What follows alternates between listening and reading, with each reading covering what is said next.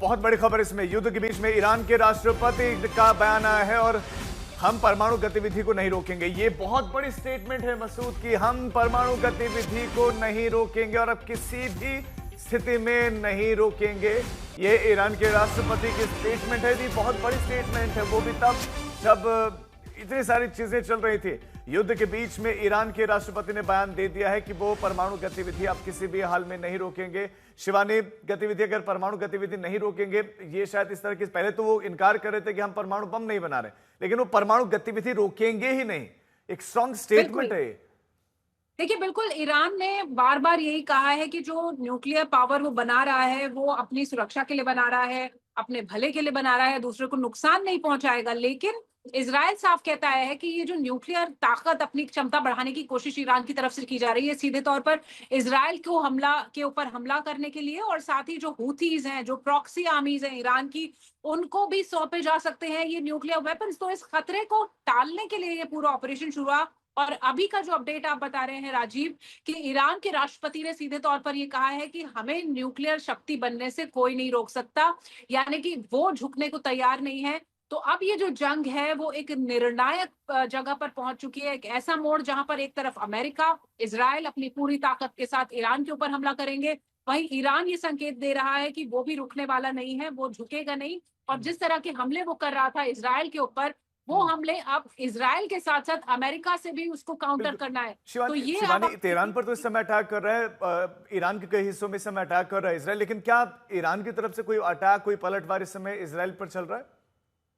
देखिए, फिलहाल जो कोई सायरन्स जिस तरह के बजते हैं, अभी कोई सायरन साउंड नहीं हुआ है। और जब कोई अटैक होने वाला होता है राजीव, उसके लगभग 10 मिनट पहले इजराइल का जो आईडीएफ है वो अलर्ट्स जारी कर देता है। तो फिलहाल इस तरह का अलर्ट अभी जारी नहीं हुआ है, लेकिन कुछ भी नहीं कहा जा सकता है। कब कैसे कहां से मिसाइल आएगी, इसके बारे में कुछ नहीं कहा जा सकता है। लेकिन यहाँ पर पिछले 9 दिनों से यही चल रहा है कि जब भी सायरन साउंड होता है, विद इन मिनट्स लोग जो है शेल्टर्स में पहुंच जाते हैं। और जितनी भी इमारतें हैं, ज्यादातर इमारतों के आसपास ऐसे शेल्टर्स हैं जहां पर लोग अपने आप को सुरक्षित करने के लिए भागते हैं। कल देर रात 2:30 बजे ऐसा एक सायरन बजा था, जहां पर सब लोग, जिस इलाके में मैं रुकी हूँ तेल अवीव के पास राजीव, 2:40 पे एक ऐसा अलार्म बजा और सब कुछ ही मिनटों में शेल्टर में चले गए। 6 से 7 धमाके सुनाई दिए। फिर सुबह खबर आई कि एक इमारत में आग लगी थी।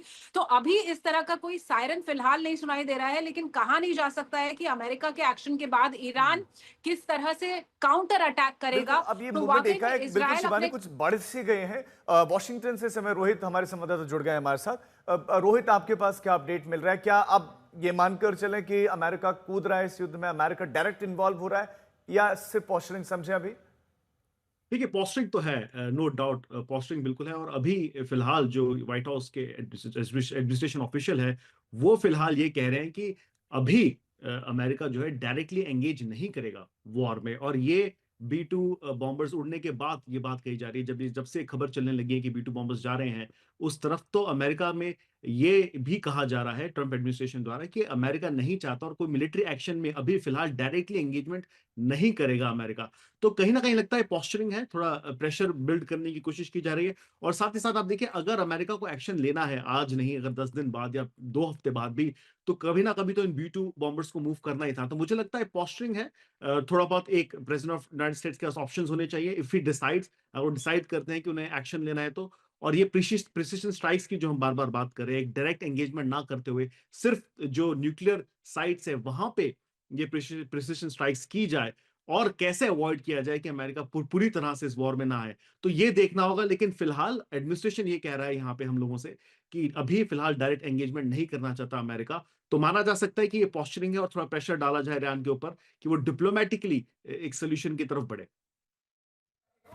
क्योंकि लगातार देखिए, अमेरिका ये जरूर है कि प्रेशर लगातार इससे पहले भी डाल रहा था। आपको याद होगा कि जब डोनाल्ड ट्रंप G7 की मीटिंग छोड़कर आए, तब भी ये कहा जा रहा था कि शायद 24-48 घंटे का वक्त और अमेरिका का इन्वॉल्वमेंट इसमें सीधे तौर पर देखा जाएगा। लेकिन अब जिस तरीके से B-2 बॉम्बर्स के लगातार ट्रैवल करने के, फ्लाई करने की बातें हो रही है, ऐसा लग रहा है कि अभी अमेरिका या फिर ट्रंप एडमिनिस्ट्रेशन तैयार नहीं है।